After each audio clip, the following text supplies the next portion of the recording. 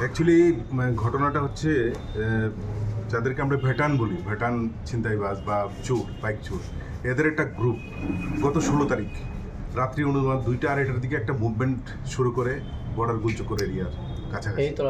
তো অ্যাকর্ডিংলি এই খবরটা আসে ওসি রানা চ্যাটার্জির কাছে। অ্যাকর্ডিংলি ওসি রামনগর আউটপোস্ট এবং পশ্চিম থানার একটা পুলিশের টিম সেখানে সঙ্গে সঙ্গে দৌড়ে যায় ওদেরকে ধরার জন্য। এবং পরবর্তী সময়ে ধরতে যাওয়ার সময় এদের হাতে ধারালো অস্ত্র ছিল। ওরা আমাদের পুলিশ টিমের উপর আক্রমণ করে, এতে আমাদের একজন কনস্টেবল রামনগর আউটপোস্টের দীপক দে সে রক্তাক্ত জখম হয়।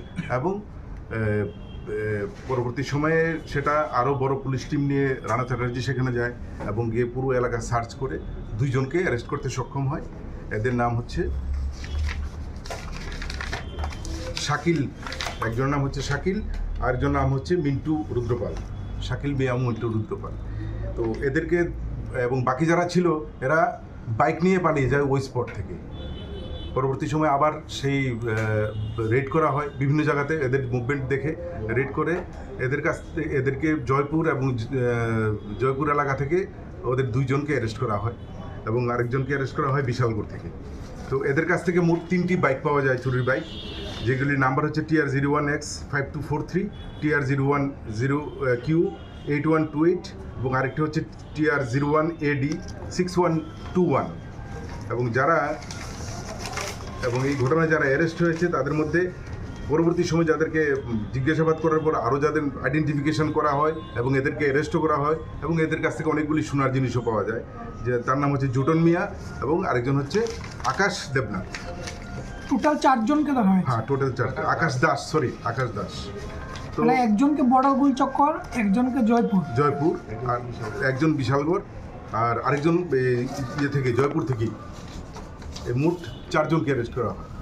এই গ্রুপটা তাদের স্বীকারোক্তি দিয়েছে যে তারা বিভিন্ন জায়গায় ছিনতাই করে এবং বিশালগড় বাইপাসে ওরা ছিনতাই করেছে, উদয়পুরেও এরা এই ধরনের ছিনতাই এবং বাইক চুরি সংগঠিত করেছে, আগরতলার বিভিন্ন জায়গায় এরা বিভিন্নভাবে অনেক অ্যাক্টিভিটিস করেছে।